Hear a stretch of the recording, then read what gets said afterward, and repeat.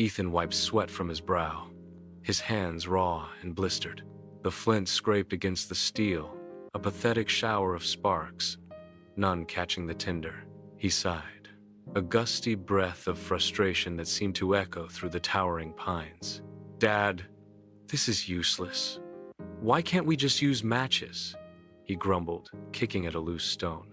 His father, a man carved from the very resilience of the wilderness, knelt beside him. Without a word, he took the flint and steel. His movements were fluid, precise. A few deft strikes, a tiny ember glowed, then blossomed into a small flame as he gently blew on it. The contrast was stark. Ethan's clumsy struggle versus his father's effortless mastery. It wasn't just about fire. It was about two different worlds colliding in the heart of the wild. Ethan, a boy accustomed to Wi-Fi and takeout, found himself dragged into his father's annual wilderness immersion trips. This year, his father, a former park ranger named David, had declared it was time for real survival training. The forest doesn't care about your grades, son. It cares if you can feed yourself, shelter yourself, and find your way home, David would often say, his voice firm but always underlined with a deep, quiet love. Ethan resented it at first. Every morning began with a new, grueling lesson.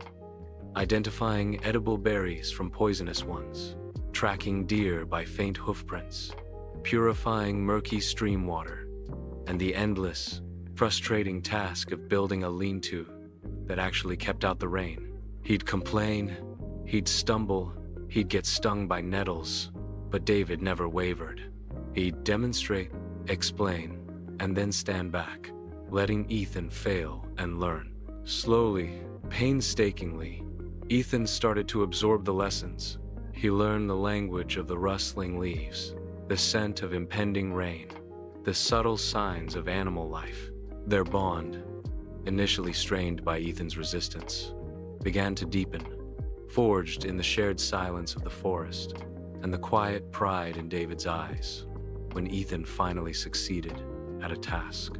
One afternoon, as they were packing up camp, a sudden, ominous rumble echoed through the valley. The sky, moments ago a clear blue, turned a bruised purple. "Storm's coming, and it's a big one," David yelled, his voice urgent. "We need to find solid shelter now." They scrambled, trying to secure their gear, but the wind hit them like a physical blow, tearing through the trees. Rain lashed down, cold and relentless. A deafening crack split the air as lightning struck a nearby tree, sending splinters flying. In the chaos, a massive gust of wind ripped Ethan's backpack from his grasp, sending it tumbling down a steep embankment. "My pack!" he cried, instinctively lunging after it. "Ethan, no." David's voice was swallowed by the roar of the storm. The ground beneath Ethan's feet gave way, and he slid down the muddy slope, tumbling into a thicket of thorny bushes. When he finally came to a stop, disoriented and bruised, he looked back up.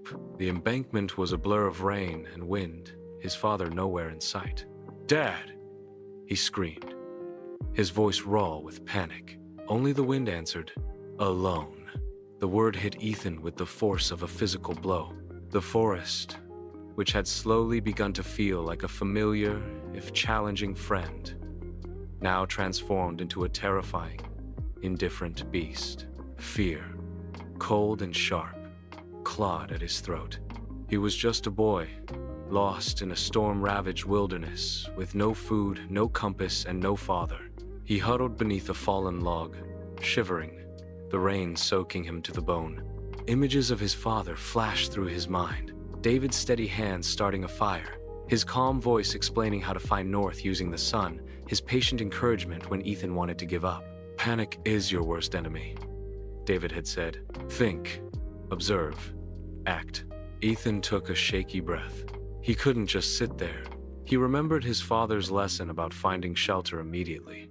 He found a small overhang of rock, barely enough to keep the worst of the rain off, and spent the night there, listening to the storm rage, every rustle and snap of a branch sounding like a monster.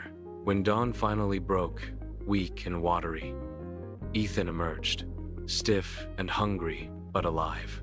He had survived the night. That small victory ignited a spark of determination. He remembered David's lesson on water purification. Find a clear stream, filter it through cloth, then boil it. He found a small, trickling stream, used a piece of his shirt to filter the water into his cupped hands, and then, with trembling fingers, tried to start a fire. This time, the sparks flew with more purpose.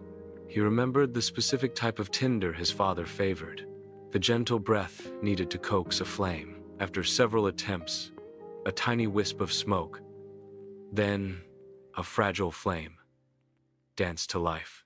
He boiled the water in a makeshift container, fashioned from a large leaf and some clay. It tasted metallic, but it was water.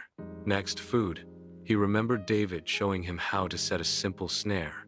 He spent hours, meticulously bending branches, tying knots, just as his father had taught him.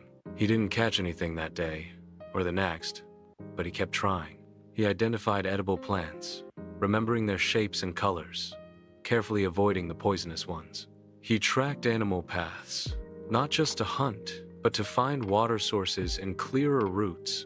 Each step was a small triumph, a direct application of his father's lessons. He wasn't just surviving, he was actively engaging with the wilderness, his fear slowly replaced by a quiet, growing confidence. He realized his father hadn't just taught him skills, he had taught him how to think, how to adapt, how to trust his own judgment. He missed his father terribly, but a new kind of strength was blossoming within him, a resilience he never knew he possessed. On the fourth day, weak but resolute, Ethan spotted a faint wisp of smoke in the distance. Hope surged through him. He followed it, carefully, using all the tracking skills he'd learned. As he drew closer, he saw a small, expertly built campfire, and sitting beside it, whittling a piece of wood with a familiar knife, was his father. David looked up, his eyes, usually so stern, now softened with a profound relief and pride. "Took you long enough, son," he said, a faint smile playing on his lips. Ethan, tears blurring his vision, rushed forward, collapsing into his father's embrace. It wasn't just a hug. It was an unspoken acknowledgement of everything that had passed. You were here the whole time?" Ethan stammered, pulling back. David nodded. "Always close enough to watch, far enough to let you find your own way. You had to learn to trust yourself, Ethan. Not just my lessons, but your own instincts." Ethan looked around at the small, perfectly constructed camp, then back at his father. He understood now. The fear, the hunger, the struggle. It had all been a crucible. He was no longer the complaining boy who hated the wilderness. He was a young man, tested and transformed, capable of facing the wild, and more importantly, capable of facing himself. The forest had been his toughest teacher, but his father had been the architect of his strength, guiding him not by holding his hand, but by teaching him how to stand on his own 2 feet. He had learned that true survival wasn't just about skills. It was about the unwavering belief in one's own resilience, a lesson etched into his very soul by the silent, powerful embrace of the wild.